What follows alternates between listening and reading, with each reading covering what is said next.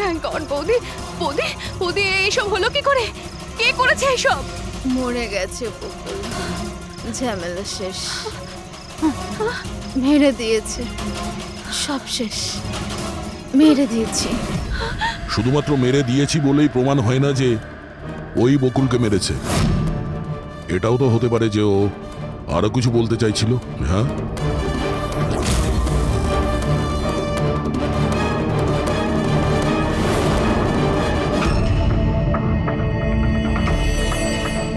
একটা কথা বলো, বকুল যখন খুন হয় তখন তোমরা সবাই কোথায় ছিলে?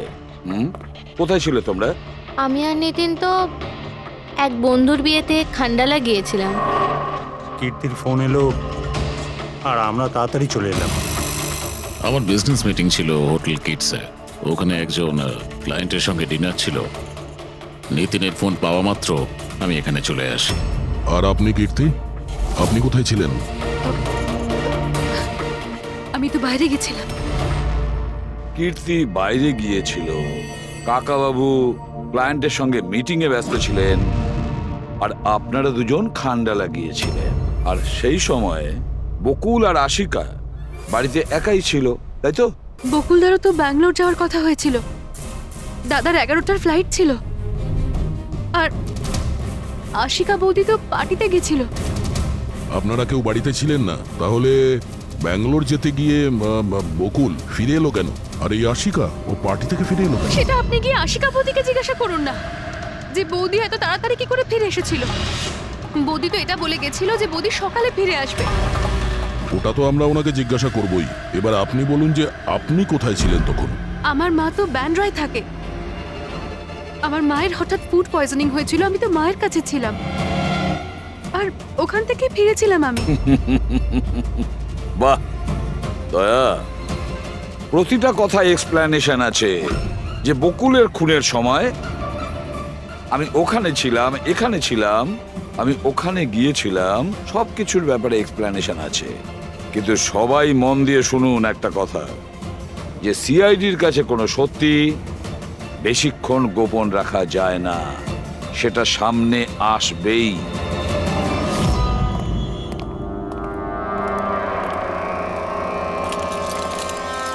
হ্যাঁ, অভিজিৎ, পুরো বডির মধ্যে কাঁচের টুকরো গেঁথে ছিল। আরে হ্যাঁ স্যার, টেস্ট করেও দেখেছি স্যার।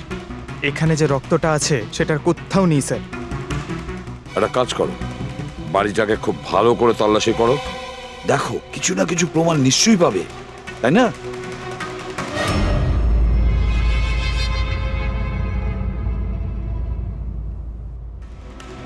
কিছু বললো কি? স্যার, ওর বক্তব্য ওর কিছুই মনে নেই। কিছু মনে নেই? আশিকা, তোমার কি মনে পড়ছে তুমি কীর্তিকে জ্ঞান হারানোর আগে কিছু বলেছিলে? মনে করো। আমার কিছুই মনে পড়ছে না। মনে করার চেষ্টা করো। কীর্তি বলছিল যে বকুলের খুন তুমি করেছো, এরকম তুমি নিজে ওকে বলেছো। কীর্তি মিথ্যে কথা বলছে। বকুলকে আমি মারিনি।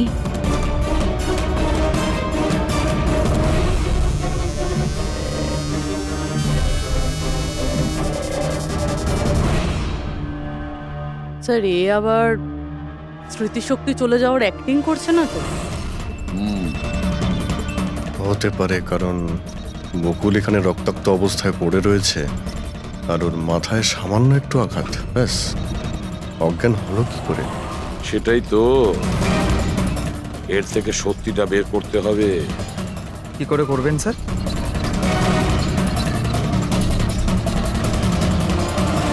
সত্যি কথাটা বলিয়ে নেব নার্কো টেস্টের মাধ্যমে।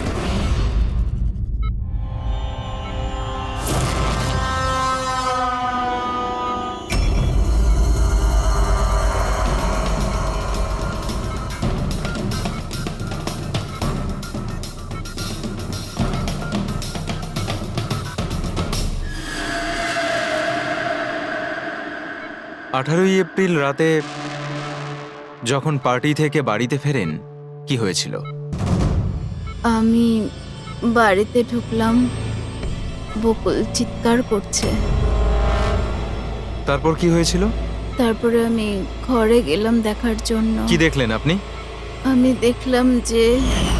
গিয়ে দেখলাম যে বকুল ওখানে দাঁড়িয়ে আছে, ওর পিঠ থেকে রক্ত বেরোচ্ছে, আর আমি ওখানে একটা মেয়ের লাশ পড়ে আছে সেটা দেখতে পাই।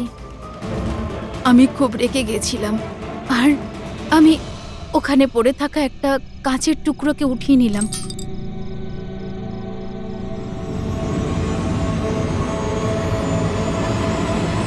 আর আমি বকুলকে মেরে দিলাম।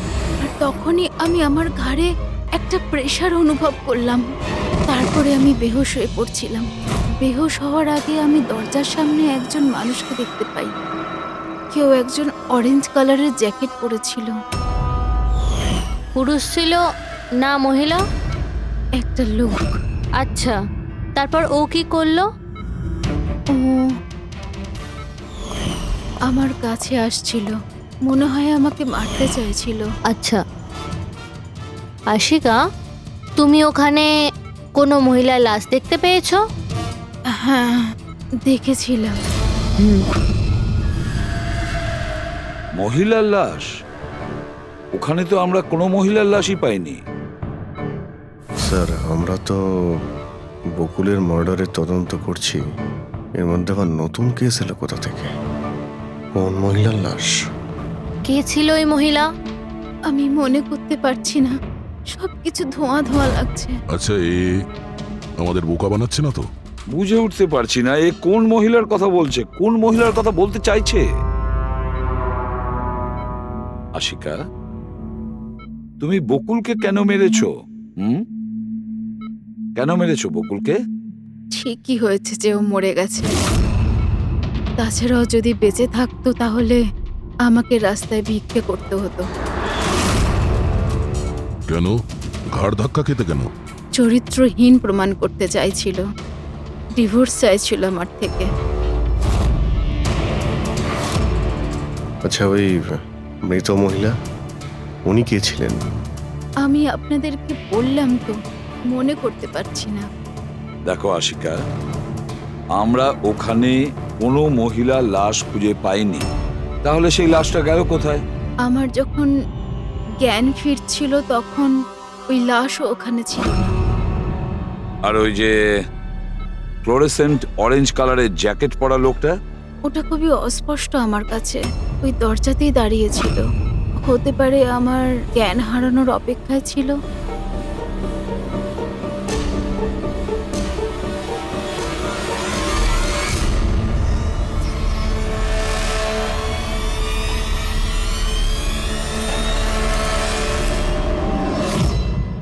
এখন আশিকা ওটাই বলছে যেটা ওর মনে হচ্ছে, কিন্তু টেস্টে আশিকা সবটা সত্যি বলেছে। Thank you. ওয়েলকাম। স্যার, ও যদি নার্কো টেস্টে ঠিক বলে তাহলে তো আমাদের ওই মরা মহিলাটা সম্পর্কে জানতে হবে। মনে হচ্ছে ক্রাইম সিনে দ্বিতীয়বার যেতে হবে, ভালো করে আবার চেক করব। কোনো না কোনো প্রমাণ তো নিশ্চয়ই আমরা পাবো। স্যার, এই মেশিন কি কিছু স্পেশাল? এই মেশিনটা যে কোনো ছোট কোনো প্রমাণ খুঁজতে সক্ষম, যেরকম মাইক্রোবস, যেটা সাধারণত ধোঁয়াতে মিশে যায়। আর এই যে মেশিনটা না, একটা ঘরের মধ্যে একদম ক্ষুদ্র থেকে ক্ষুদ্রতর ডাস্ট পার্টিকলস, সেগুলো দিয়ে ওই জ্যাকেট পরা লোকটা সম্পর্কে আমাদের জানিয়ে দেবে যে এই ঘরের মধ্যে ছিল। খুব ভালো।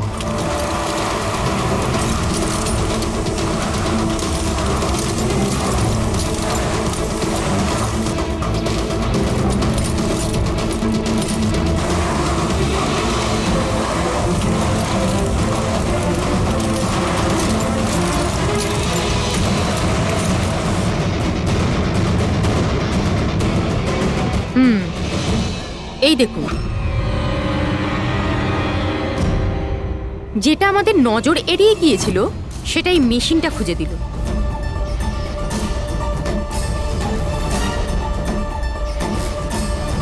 এটা তো মনে হচ্ছে কারণ নখ। তাও আবার নেল পেন্ট লাগানো, ডেফিনেটলি কোনো মহিলারই। কিন্তু স্যার এখানে কিভাবে? হয়তো দৌড়োদৌড়ি হাতাহাতিতে কোনো জিনিসের সঙ্গে ধাক্কা লাগে আর নখটা পড়ে যায়। বাড়ির সবাইকে চেক করো তো, ওদের কারণ হয়তো।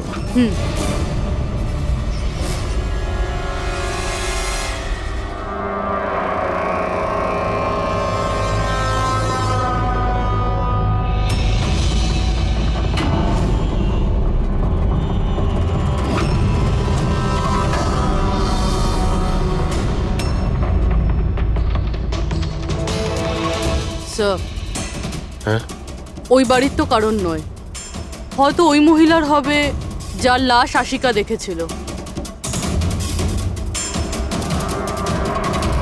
তাই তো মনে হচ্ছে।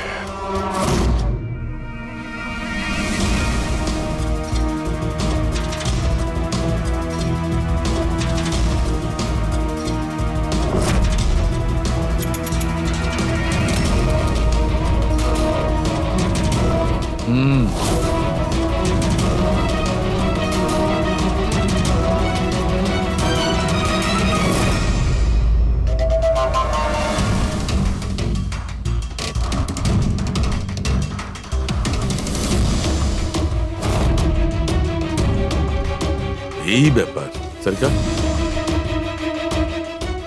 রাইট। জানতে পেরেছো এই নখ থেকে এটা কার?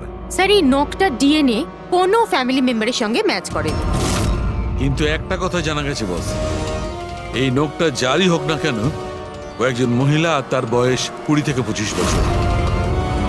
20 থেকে 25 বছরের মহিলা? আর একটা কথা, হ্যাঁ,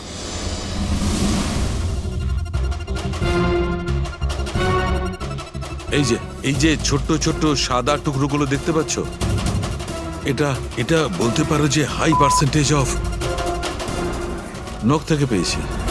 এই মেয়েটা ড্রাগ এডিক্ট ছিল? হ্যাঁ, এটা ওদের পরিবারের কারণ নয়, বাইরের কারণ। স্যার তার মানে যদি কেউ বাইরে থেকে আসে তাহলে কোনো গাড়ি, অটো বা ট্যাক্সি করেই নিশ্চয়ই আসবে।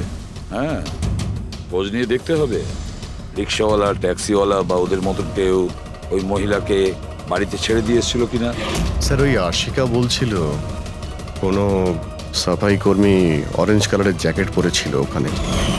বেহুশ হওয়ার আগে আমি দরজার সামনে একজন মানুষকে দেখতে পাই, কেউ একজন অরেঞ্জ কালারের জ্যাকেট পরেছিল। ও কে, কোথা থেকে এসেছিল, কোথায় উধাও হয়ে গেল, ওর ব্যাপারে খোঁজ নিতে হবে। স্যার যত ড্রাগ পেডলার্স আছে ওদের কাছে জানতে হবে যে কত মহিলা এই হাই ডোজের ড্রাগস নেয়।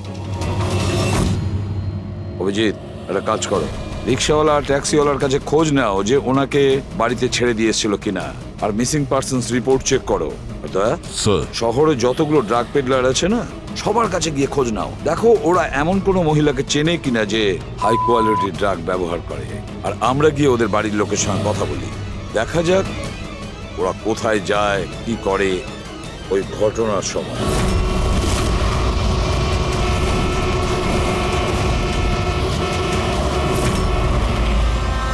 তোমাদের অ্যাসোসিয়েশন থেকে জানতে পেরেছি যে 10 তারিখ মানে পরশু রাতে তুমি শান্তিনিবাস বাংলোতে কোনো মেয়েকে ড্রপ করেছিলে। হ্যাঁ স্যার, ছেড়েছিলাম। তখন টাইম কত ছিল মনে আছে স্যার তোমার? প্রায় 1টা নাগাদ, ওই বাংলোতেই। স্যার ও নেশার ঘরে ছিল আর বারবার ওর স্বামীকে গালি দিচ্ছিল। আচ্ছা, হ্যাঁ স্যার।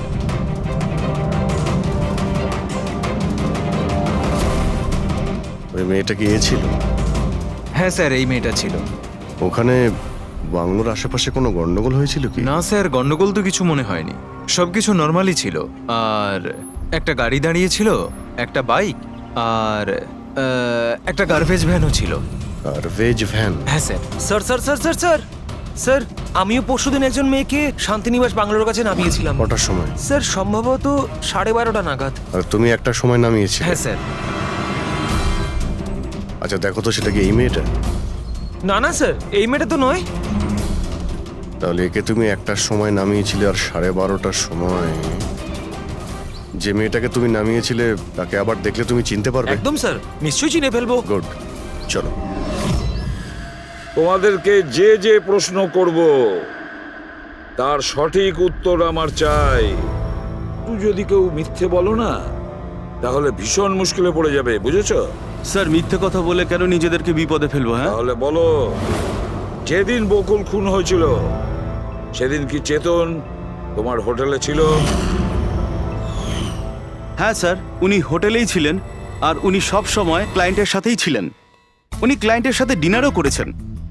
আচ্ছা, ঠিক আছে, তোমাদের ক্লায়েন্টদের ডিটেলস চাই আমার, আর সেদিনের সিসিটিভি ফুটেজও। শিনা, কীর্তির মায়ের ফুড পয়জনিং কেন হয়েছিল? খাবারে কি মিশিয়েছিলে?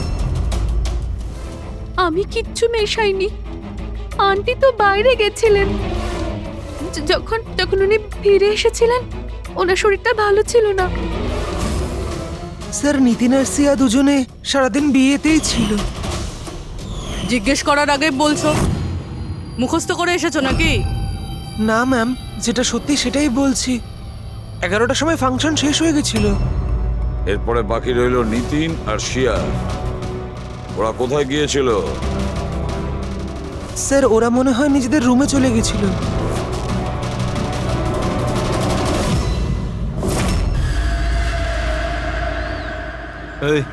এই মাল কোথায় পাওয়া যাবে?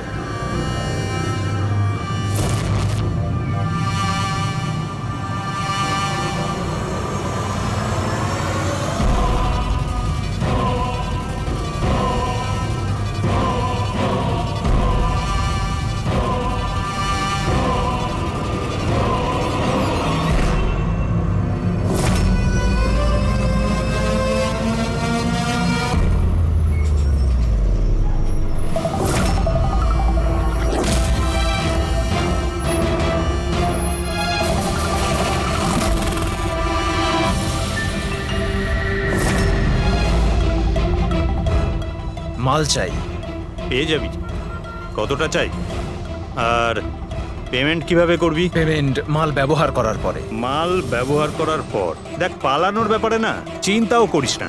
আমার কাছে সমস্ত ক্লায়েন্টের ঠিকুজি কুষ্টি আছে, আর ওই কুষ্টিতে লেখা আছে আমার ক্লায়েন্ট ওভারডোজে মরবে, নয়তো আমার বন্দুকের গুলিতে। কিন্তু তোর কুষ্টিতে লেখা আছে জেল যাওয়া। ওই সব মহিলার ফোন নাম্বার আমার চাই, যাদের তোমরা ড্রাগ সাপ্লাই করো। তাড়াতাড়ি দাও।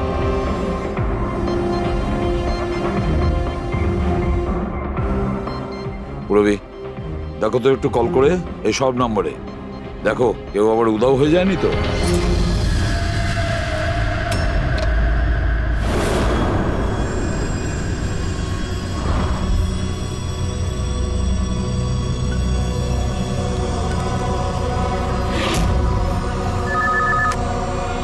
হ্যালো, আচ্ছা, আমি সোনারিকার সাথে কথা বলতে পারি? দেখুন, ও তো দুদিন ধরে কাজে আসছে না। কি? এ নিয়ে তো আমাদেরও চিন্তা হচ্ছে। 2 দিন ধরে? ঠিক আছে, থ্যাংক ইউ স্যার। হ্যাঁ স্যার, ডায়েরিতে যে ছবিগুলো ছিল ওর মধ্যে থেকে এই মেয়েটা নিখোঁজ।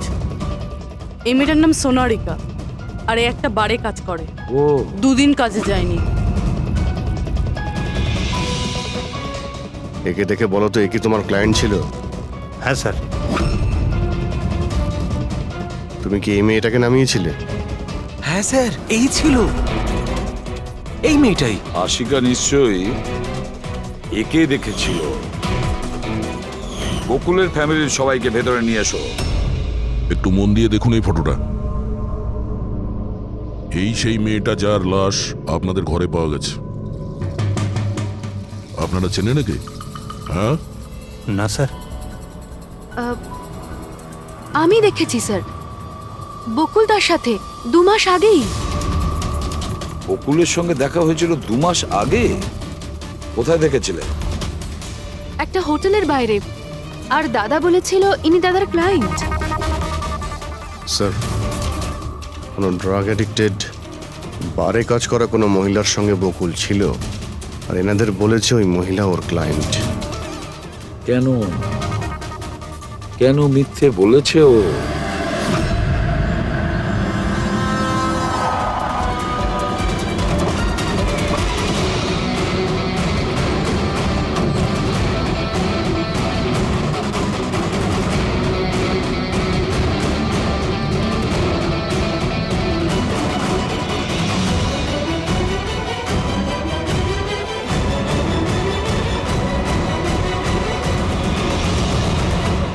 আচ্ছা, সোনারিকা এখানেই কাজ করতো না? আগে হ্যাঁ, এখানেই কাজ করতো।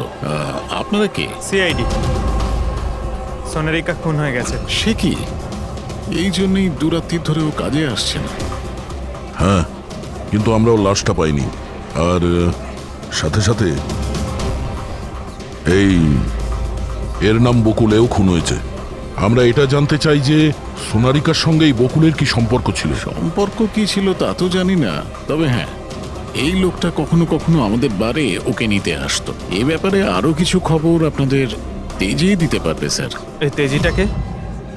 স্যার, এই হলো তেজি। তেজি, সোনারিকা তোমার বন্ধু। এটা বলো যে এই লোকটার সঙ্গে সোনারিকার কি সম্পর্ক ছিল? স্যার, সোনারিকার সাথে বকুলের অ্যাফেয়ার চলছিল। বকুল ওর সমস্ত এক্সপেন্সিভ খরচগুলো দিত, কিন্তু ওর বকুলের বিরুদ্ধে সবসময় কোনো না কোনো অভিযোগ থাকতো। ঠিক কিরকম বলো তো? ওই তো, যেমন ধরুন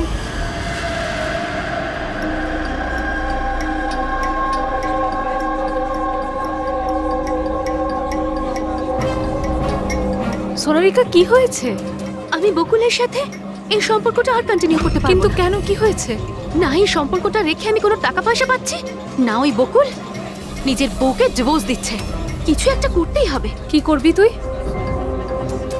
ব্ল্যাকমেল। কি? আমি ওকে ব্ল্যাকমেল করব যে আমাকে এই নাটকটা করতে বাধ্য করেছে।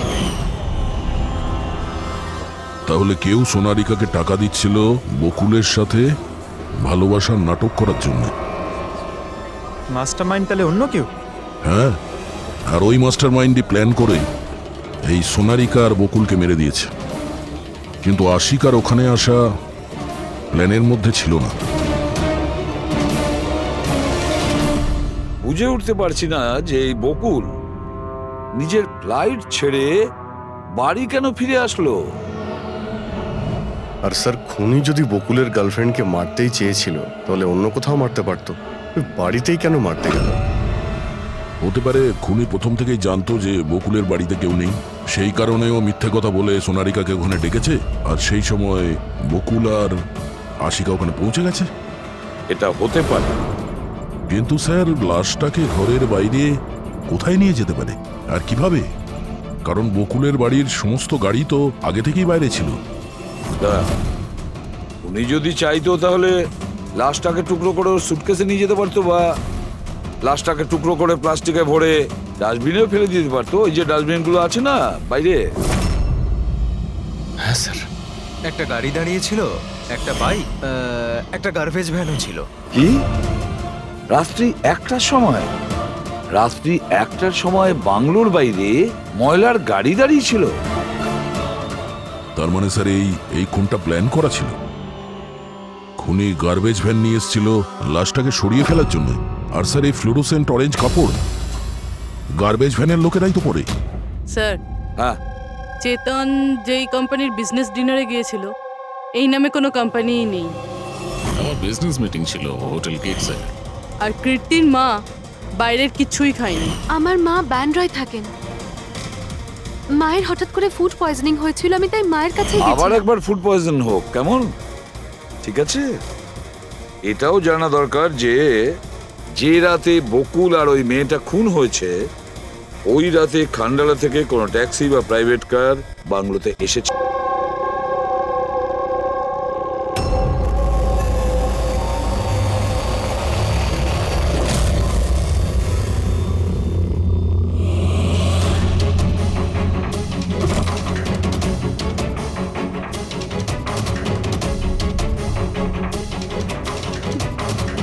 বকুলের সাথে আজকে আমাকে কথা বলতেই হবে, তাতে যা খুশি হয়ে যাক। বকুলের সাথে কথা বলতেই হবে।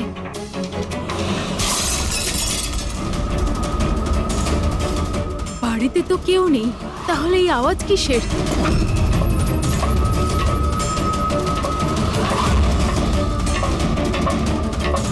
কীর্তি, বকুল, কেউ কিছু বলছে না কেন? কীর্তি ভাই, কীর্তি!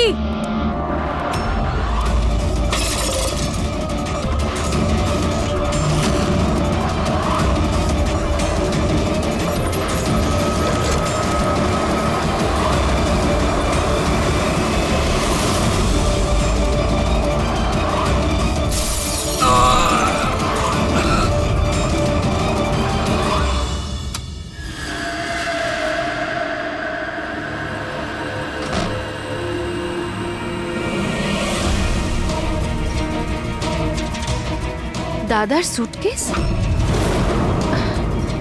দাদা ব্যাঙ্গালোর যায়নি বুঝি?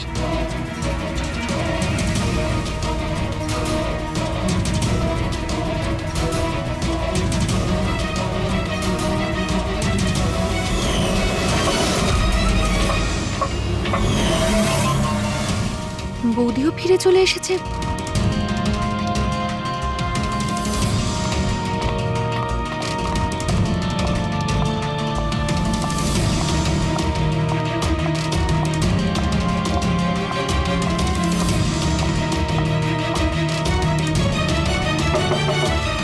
দাদা, বকুলদা, দাদা তুই ব্যাঙ্গালোর যাসনি? বৌদি,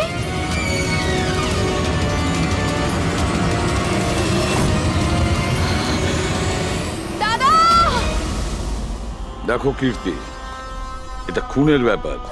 আরো একবার ভেবে নাও, তুমি যে কথাগুলো বলছো সেগুলো সত্যি?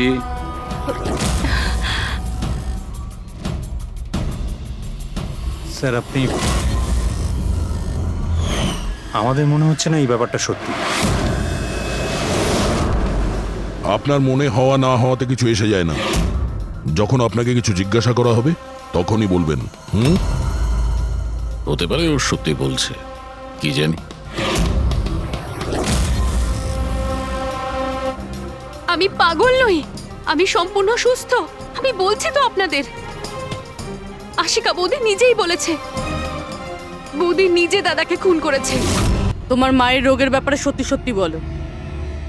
ওনার মেয়ের শিনার কথা অনুযায়ী ওনার এই অবস্থা ঘরের খাবার খেয়ে হয়নি। হ্যাঁ, এটা সত্যি। মা ঘরের কোনো খাবার খায়নি, বরং মা তো আমাকে বলছিল যে মা ড্রাইভারের সাথে কোথাও বাইরে গেছিল আর কারে বসে কিছু ওষুধ খেয়েছিল। ওষুধ খেয়েছিল? হ্যাঁ, আমাদের ড্রাইভার অমনও তাই বলছিল। তোমাদের ড্রাইভার এখন কোথায়? স্যার, আমি সমস্ত ড্রাইভারদের নিয়ে এসেছি যারা গার্বেজ ভ্যান চালায়। আমরা একটা গার্বেজ ভ্যানের সন্ধান পেয়েছি, যেটা মাঝরাতে রাস্তার মাঝখানে দাঁড়িয়েছিল, যাতে লাশ বয়ে নিয়ে যাওয়া হয়েছিল। ভ্যানের ব্যাপারে জানতে পেরে গিয়েছি। সার্ভেলেন্স ক্যামেরাতে আমরা সেটা পরিষ্কার দেখতে পেয়েছি। কেন?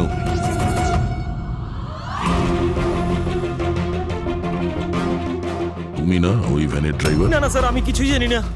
আমার ভাই নিয়ে গেছিল এই ভ্যানটাকে, আর এবারে ও সেটাকে কোথায় নিয়ে গেছিল, কেন নিয়ে গেছিল, আমাকে কিছুই বলেনি ও স্যার। ফোন করো কে? হ্যাঁ স্যার।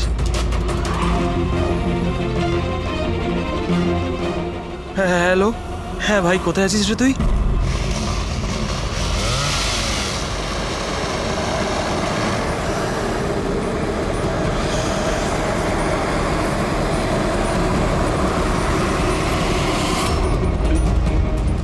কি ভাই, কেমন আছেন?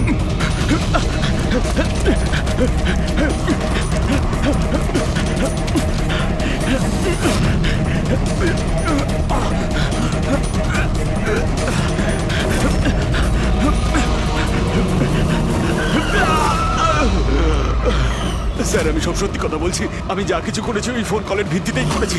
বকুল স্যারের বাংলো থেকে কল করেছিল। কে ফোন করেছিল বকুলের বাংলো থেকে? আমি তো তাকে কখনো দেখিনি, শুধু গলার স্বর শুনেছিলাম। মহিলা ছিল না পুরুষ? স্যার কখনো কখনো মহিলার গলার স্বরেও ফোন আসতো, আর কখনো পুরুষেরও। স্যার, সে যেই হোক না কেন, সে বকুলের বাড়ির লোকই। কিন্তু তুই এগুলো করেছিস কেন? কেউ ফোনে কিছু বলে দিল তুই করে দিবি? হ্যাঁ স্যার আমাকে লোভ দেখানো হয়েছিল যে আমার 5 লাখের দেনা শোধ করে দেওয়া হবে যদি ওনার কথা আমি শুনি। তো স্যার আমি লোভে পড়ে গিয়েছিলাম স্যার। আমি কোনো খুন করিনি স্যার, আমি শুধু লাশটার একটা ব্যবস্থা করেছিলাম স্যার। লাশ কোথায়?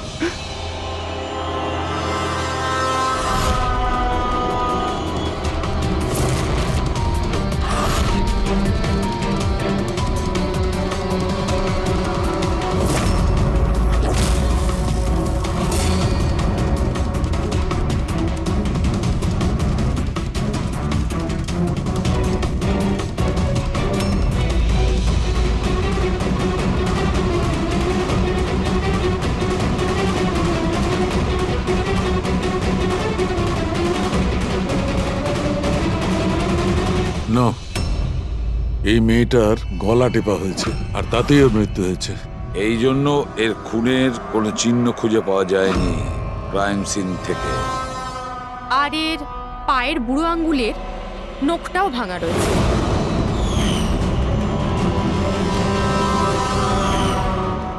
আর ডক্টর এগুলো কি? এই যে হলুদ হলুদ দাগ। এটাই তো এই কেসের সবচেয়ে বড় সূত্র। চলুন সবাই দাঁড়িয়ে যান। দাঁড়ান। আর কত জিজ্ঞাসাবাদ করবেন আপনারা? সবই তো বলে দিয়েছি আমরা। এবার আর কোনো জিজ্ঞাসাবাদ করবো না। হ্যাঁ, আপনাদের প্রত্যেকের নার্কো টেস্ট হবে। Narco test? কিন্তু কেন? কারণ আপনাদের মধ্যে কেউ যে সত্যিটা বলছে না। আপনাদের কাছে কোর্টের পারমিশন আছে এই নার্কো টেস্টের জন্য? হ্যাঁ, পারমিশন ছাড়া আমরা কিচ্ছু।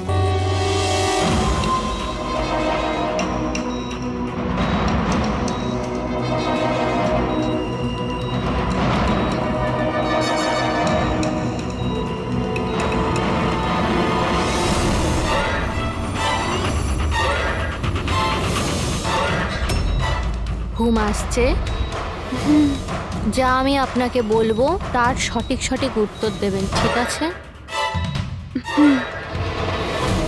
সোনারিকাকে আপনি চেনেন? হ্যাঁ। বকুলের যে অ্যাফেয়ার ছিল ওর সাথে, এটাও জানতেন আপনি? হ্যাঁ, আমার দুজনকেই সন্দেহ হতো। তাহলে আশিকাই কি ওকে খুন করেছে? আশিকা তো সোনালিকাকে চিনতই না, তাহলে খুন কি করে করবে?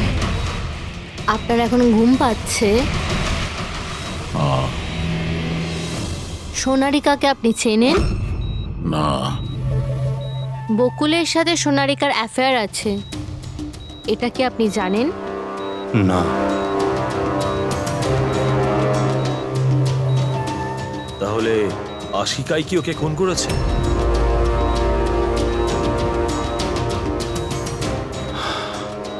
আশিকা সোনালীকে চিনত, আর এই আশিকাই বকুল আর সোনালীকে খুন করেছিল। ও নিজেই এই খুনের ষড়যন্ত্রটা রচনা করেছিল। আশিকা চালচলন কিছুদিন ধরেই খুব অদ্ভুত লাগছিল। এই কথাটা আমি বকুলকে বলেছিলাম। কি হয়েছে স্যার? কিছুই হয়নি নিতিন, শুধু এটাই বলার ছিল টুথ সিরাম অ্যাপ্লাই করলে মানুষ শুধু এটুকুই উত্তর দেয় যতটুকু তাকে প্রশ্ন করা হয়, এর থেকে বেশি কিছু বলে না। ব্যাপারটা হলো মানুষের ব্রেন নিজের মেমোরি শেয়ার করে, কিন্তু ওপিনিয়ন দেয় না, যেটা তুমি দিয়েছো। এখন সব কথাগুলো সত্যি সত্যি বলে দে, নাহলে তোকে আসল সিরামটা দিতে হবে। আসল সত্যিটা মানে আমরা যে ইনজেকশনটা দিয়েছিলাম ওটা আসল ট্রুথ সিরাম ছিল না, ওটা গ্লুকোজ ইনজেকশন ছিল। হোয়াট? তোমাকে আমরা আগেই সন্দেহ করেছিলাম, কিন্তু চেয়েছিলাম সব সত্যিটা তুমি নিজের মুখেই স্বীকার করো। নিতিন, সবকিছু তুমি খুব চতুর ভাবে দিয়েছো, কিন্তু মেয়েটার গলায় যে হলুদ রং লেগেছিল না, সেটাই তোমাকে ধরিয়ে দিয়েছে। সেই হলুদ যেটা বিয়ের সময় তোমার হাতে লেগেছিল। এই যে হলুদ রঙের পার্টিকেলস গুলো দেখতে পাচ্ছ, এইগুলো আসলে হলুদ, আর এই হলুদের সঙ্গে আটা আর তেল মেশানো হয়েছিল। আটা, তেল আর হলুদ। মুখে কোনো হলুদ নেই, শুধু এইখানে, এই গলার কাছে। কোথা থেকে আসতে পারে এই হলুদ? স্যার, শিয়া বলছিল যে ওরা খান্ডালা গেছিল বিয়ের জন্য, আর ওখানে গায়ে হলুদের অনুষ্ঠানে যুক্ত হয়েছিল। বকুল 500 কোটির রাজত্ব চালাতো, সেই রাজত্ব যেটা আমি তৈরি করেছিলাম, কিন্তু আমাকেই ওই রাজত্ব থেকে বার করে দেওয়ার চেষ্টায় ছিল। ওর সঙ্গে তুমি কথা বলতে, ওকে বোঝাতে। কথা বলার অনেক চেষ্টা করেছিলাম স্যার, অনেকবার চেষ্টা করেছিলাম, কিন্তু ও শুনতো তবে না। ভাই ছিল আমারও, আমি কখনো মারতে চাইনি ওকে, কিন্তু পুরো রাজত্বটা নিজের নামে করতে চাইছিল। সেই জন্য আমিও একটা প্ল্যান করলাম। কি প্ল্যান করেছিলে? বকুল আর আশিকার প্রায় প্রতিদিনই ঝগড়াঝাটি হতো। ও আশিকাকে ছেড়ে দিতে চাইছিল। আমি সোনালীকে টাকার লোভ দেখালাম আর ওকে বললাম যে বকুলের সাথে মিথ্যে ভালোবাসার নাটক করে যাক। আর একদিন সময় হলে ওকে বিয়েও করে নিক। আসলে আমি এই সোনালীর মাধ্যমেই আমার হারানো রাজত্ব ফিরে পেতে চাইছিলাম। কিন্তু ওকে কেন মেরে দিলে? ও তো তোমার সঙ্গই দিচ্ছিল। সেটা প্রথমে স্যার, কিন্তু পরেও আমাকে ব্ল্যাকমেইল করা শুরু করলো। আর সেই জন্যই তুমি মেয়েটিকে কায়দা করে বাড়িতে ডেকে নিয়েছো। হ্যাঁ স্যার, সেই রাতে আমি এমন সিচুয়েশন ক্রিয়েট করলাম যাতে কি সমস্ত লোক বাড়ির বাইরে থাকে। আমিও ওয়াইফকে নিয়ে খান্ডালা চলে গেলাম। আর যেই আমার ওয়াইফ ওষুধ খেয়ে শুয়ে পড়লো, আমি সঙ্গে সঙ্গে ট্যাক্সি নিয়ে এখানে চলে এলাম আর আমনকেও ডেকে নিলাম। সোনালীর ঘরে পৌঁছতেই দেখো সোনালী, আমার কথাটা বোঝার চেষ্টা করো। যদি এই মাঝপথে তুমি আমার সঙ্গটা ছেড়ে দাও তো আমার পুরো প্ল্যানটা বানচাল হয়ে যাবে। হয়ে যাক তোমার সব প্ল্যান বানচাল, আমার কিচ্ছু যায় আসে না তাতে। আর এমনিতেও ওই বকুলের প্রতি আমার কোনো ইন্টারেস্ট নেই। আমি ওকে ভালোবাসি না আর ওকে বিয়েও করতে চাই না।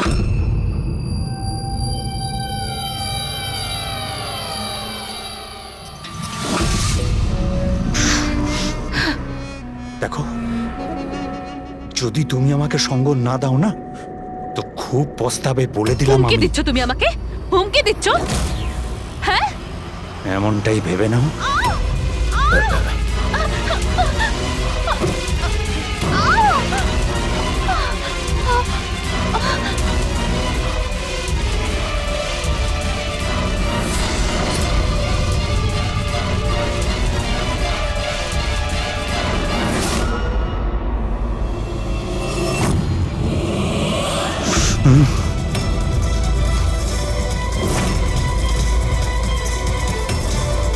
দাদা, বকুল, এটা কি করলে তুমি? না না, এই সোনালী আমাকে ফাঁসানোর চেষ্টা সোনালী, করছে। আমি পুলিশকে ফোন করব। আমি এক্ষুনি ফোন করছি। বকুল!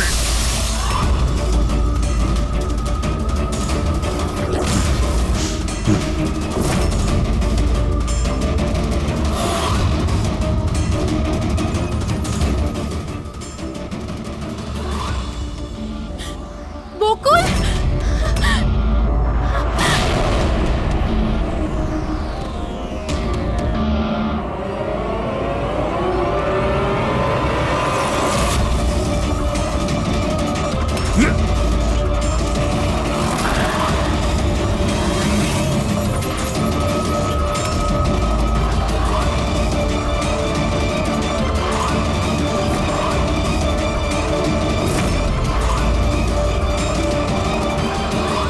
আমি অমনকে ফোনে প্রথমেই বলে দিয়েছিলাম সোনালীর লাশটা একেবারে সরিয়ে ফেলতে, আর ও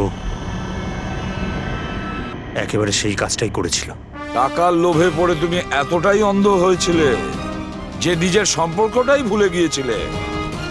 নিজের ভাইয়ের প্রাণটা নিয়ে নিয়েছো, আর তার উপরেও নিজের সঙ্গী মেয়েটিকেও খুন করলে তুমি।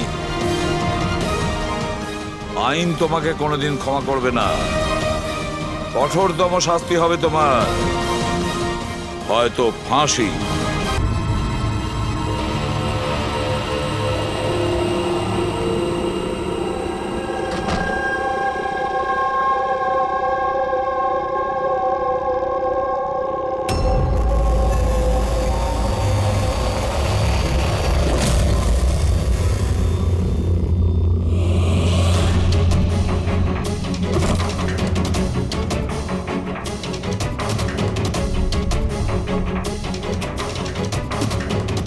বকুলের সাথে আজকে আমাকে কথা বলতেই হবে। তাতে যা খুশি হয়ে যাক, বকুলের সাথে কথা বলতেই হবে।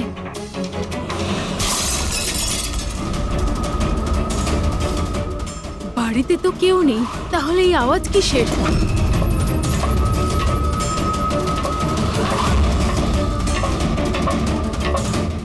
কীর্তি,